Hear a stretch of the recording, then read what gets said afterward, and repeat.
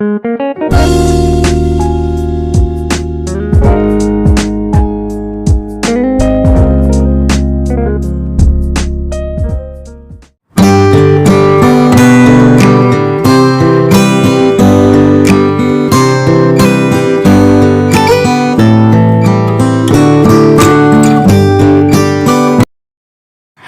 Hey guys, welcome back to my channel. आपका मेरे channel में स्वागत है। तो अमेश सुबह की शुरुआत हो गई है, तो आज मैं कुछ नया ट्राई करी हूँ।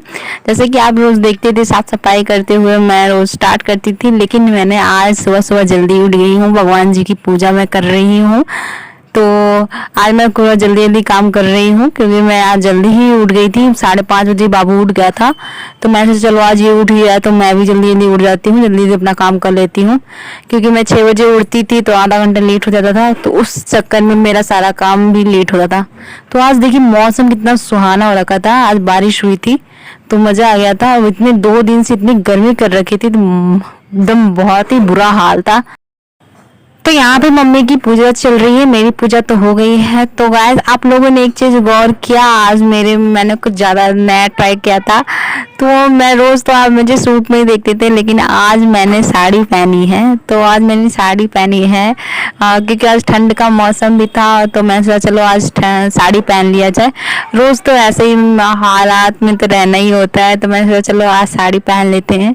और साड़ी पहना ऐसे ही मुझे माधव की पापा की बहुत याद आने लगी थी, क्योंकि जैसे मैं वो साड़ी पहनती थी तो वो कहते थे कि आज लगता है नई नवेली दुल्हन आई है, तो उनकी बहुत याद आ रही थी।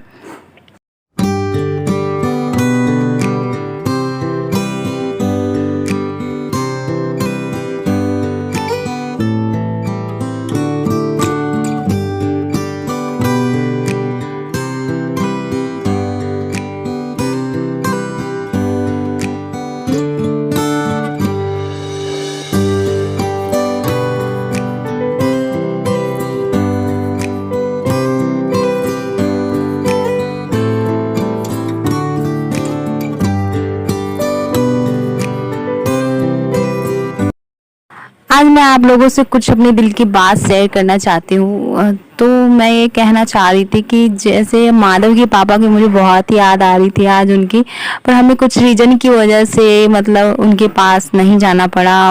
और मैंने पिछली कई वीडियो में आप लोगों को मैंने बताया है कि मेरे एग्ज़ाम हो गए थे, प्रैक्टिकल की वजह से मेरे जो है रुके हुए हैं, मैं यहाँ पे रुकी हुई हूँ। नहीं तो मैं कब का उनके पास चली जाती।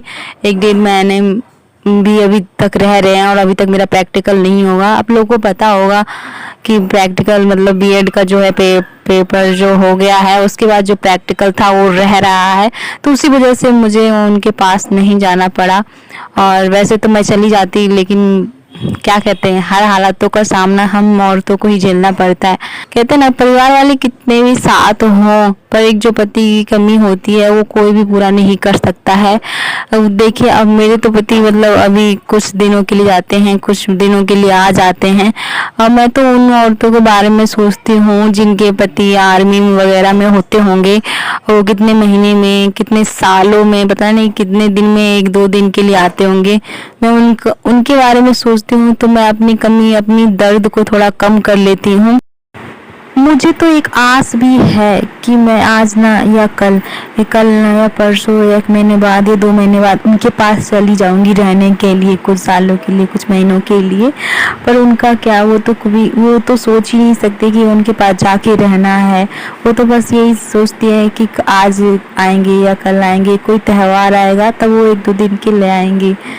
तो मैं उनके आगे अपनी कमियों को, अपने दर्द को थोड़ा कम समझती हूँ। मुझे आज भी याद है जब पापा मेरे दूर रहते थे मम्मी से, तो मम्मी जब जाते थे पापा मम्मी को छोड़ के, तो मम्मी कितना रोती थी। तो उस वक्त मैं ज़्यादा साल की नहीं थी, कम ही साल की थी। उस वक्त मुझे इतना समझ नहीं था कि मम्मी क्यों रोती थी। और मम्मी पापा बस हम लोगों को 10 रुपये या 20 रुपये दे देते थे, हम उसमें ही खुश हो जाते थे। अब मुझे मम्मी का वो दर्द मुझे पता चलता है कि मम्मी क्यों रोते थे। जब ये जाते हैं तो मुझे भी वैसा ही दर्द होता है। तो एक कहते हैं ना, औरतों की ज़िंदगी में पति का बहुत ही इम्पोर्टेंस होता है कि पति के बिना ना कुछ भी नहीं होता है, कुछ भी संसार में, ये संसार ही सूना होता है। कि अगर आपको कुछ भी किसी चीज़ की कमी हो तो आप अपने हस्बैंड से ही रिक्वेस्ट कर सकते हो, उससे ही मांग सकते हो और किसी से नहीं कह सकते हो। कोई भी दुख तकलीफ हो अपने हस्बैंड से ही शेयर कर सकते हो और आप किसी से शेयर नहीं कर सकते हो। वो दुख और दर्द को जो होता है वो हस्बैंड ही समझ सकता है और कोई नहीं समझ सकता है। कहते हैं ना कि मायके में माँ की कमी और ससुराल में हस्बैंड की कमी को कोई भी दूर नहीं कर सकता, कोई भी पूरा नहीं कर सकता। जैसे मायके में माँ के बिना घर सूना लगता है, उसी तरह से ससुराल में पति के बिना घर सूना लगता है। चाहे भी आप कितना भी रह लो, कितना भी खुश रह लो, लेकिन अंदर अंदर से एक मन करता है बस वो होते, वो पास होते। चाहे कितने भी लड़ाई झगड़े क्यों ना हो, कितना भी आप ये कह दो कि मुझे आपसे बात नहीं करनी, ये नहीं करना, वो नहीं करना, लेकिन फिर भी वो साथ में हो, एक साथ हो तो एक मन को तसल्ली होती है, चलो कोई है साथ में। आज भी मुझे वो दिन याद है जब मैं बाबू नहीं हुआ था, जब गुजरात में मैं रहती थी उनके साथ में। तो हमारी इतनी भयंकर भयंकर लड़ाई हो जाती थी, मत पूछिए, इतनी भयंकर भयंकर लड़ाई हो जाती थी। हम कुछ दिनों तक तो एक दूसरे से बात भी नहीं करते थे, लेकिन फिर भी मुझे बुरा नहीं लगता था। बस इतना इस बात की तसल्ली रहती थी कि बस ये साथ में है और कुछ किसी से कोई शिकायत नहीं रहती थी। और ऐसा लगता था कि बस कोई ऐसा लगता ही नहीं था हमारे बीच में लड़ाई हुई है और हम दोनों एक दूसरे से नाराज हैं। वही प्यार, वही स्वभाव रहता था, एक दूसरे के लिए केयर रहता था। पता नहीं वो दिन कब आएगा। मैं भगवान से तो प्रे कर रही हूँ कि हे भगवान जी जल्दी से मेरा प्रैक्टिकल हो जाए और मैं उनके पास चली जाऊँ, कुछ दिनों के लिए ही सही, लेकिन जो इतने दिन भी रहेंगे हंसी खुशी रहेंगे। तो बस मैं आप लोगों से ये इतना ही कहना चाह रही थी।